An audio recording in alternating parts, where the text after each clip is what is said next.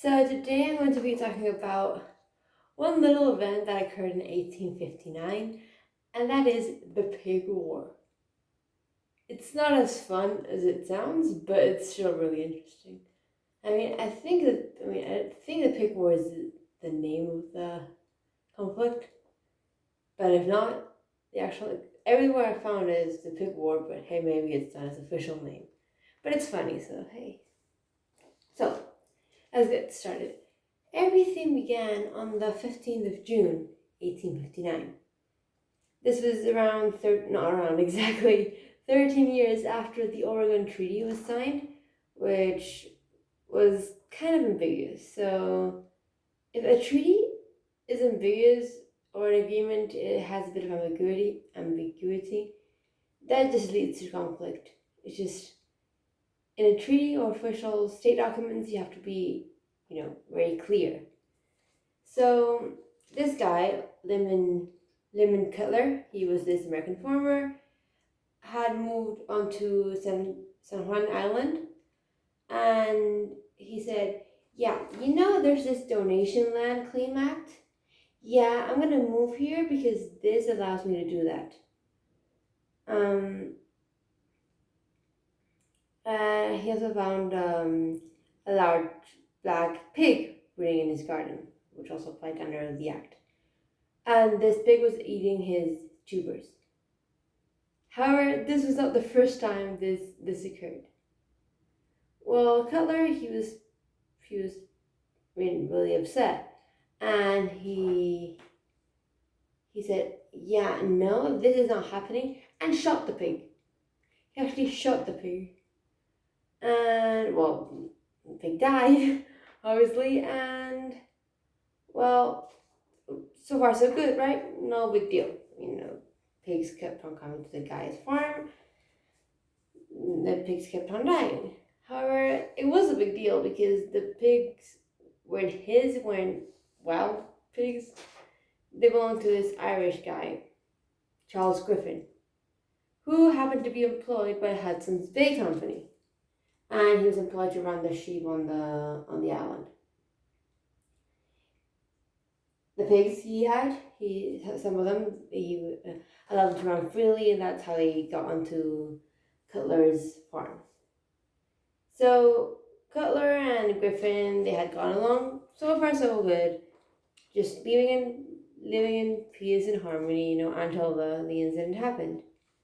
Cutler, when he realized that it belonged to Griffin, the pig, he offered to pay around $10, which is equivalent to around $290 American dollars today.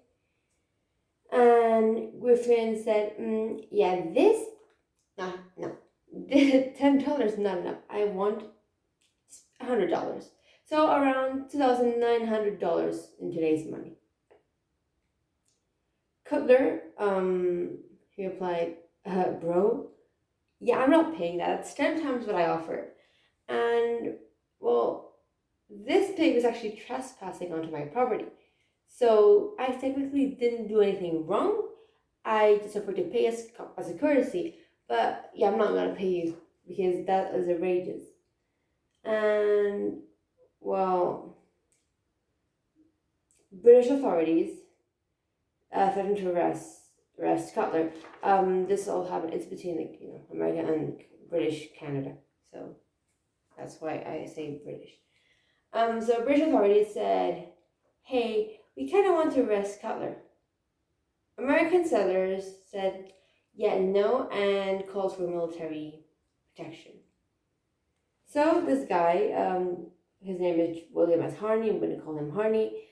He commanded the Department of Oregon, and he dispatched Captain Pickett and a few American soldiers to San Juan Island in order to prevent the British from actually landing there. Because kind of a blockade, I guess.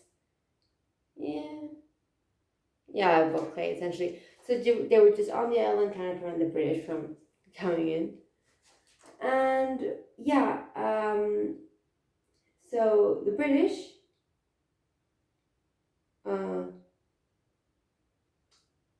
sorry, no, I got confused. So the British, they were concerned about the American population, and they said, hey, we're not going to send 3 warships because why not? And well, yeah, they sent the warships, and Pickett, the guy dispatched by Harry, the American Army guy, well, he started his company in near the Hudson's Bay Company's sheep farm, and this this was directly under the guns of the HMS Satellite. Well, Pickett, he didn't do this on purpose. This is all a coincidence. And when it was pointed out, like, hey dude, you know where we're stationed? It's all good now, but yeah, it is. It's all good, perfect. The location's fine. However, we're directly under the British guns, and I mean, we can just stay here, all calm and all, but the British can fire on us and we'll probably all die because we're literally directly under the guns. So, in response, Pickett moved into a few miles north and just started building a redoubt for his cannon and staying there. This time not underneath British guns. So Pickett, he established an American camp near the south end of San Juan Island. They were still in the island, they didn't leave. And on the island there were 2, and these are still there, you can visit them. The remains, site of the British camp and the site of the American camp, and you can actually visit and compare if you want. And yeah, well, they had their camps and tensions were there. Maybe a few a few exchanges between the 2 camps occurred, but they just didn't get along. You can imagine. And well, the situation kept on escalating. Tensions kept on rising. I'm going to remind you, this all started on June 15th, 1859, and then by August 10th, 1859, so a few months after that, well, 461 Americans, they were confronted by around, 2,140 men. Just a tiny wee bit outnumbered. No, not that much, only by 1,700 men, but hey. Well, the governor of the colony of Vancouver Island, he ordered the British admiral to land the Marines on the island and to engage the American soldiers, And well, the British admiral, he listened to the order, said, yeah, you know how that's a good idea? Yeah, I'm not doing that. No, I am refusing to actually do this because, well, this whole thing we're doing, Central Island, which men have died, it's all over a pig. And I am not going to risk my men's life, over a pig, which died a few months ago. So it's just a pig. I'm not going to do it. And well, that happened. But at the same time, the British in general, not any specific company or anything, had been giving a command that, okay, we are going to defend ourselves and try to prevent any attacks from happening, but we're not going to shoot first. The Americans, on the other hand, they were like, okay, we're not going to shoot first, we're just going to defend our own thing in case a British attack comes. So essentially the same thing. Both sides were saying, yeah, we're going to defend ourselves, but no one's going to fire the first shot because we don't want any conflict. And they were... The next few days were insults exchanged, and trying to kind of a game of chicken, like who's going to fire first, who's going to start a conflict. And, well, no sides did. No sides actually felt the temptation of shooting. So that was good.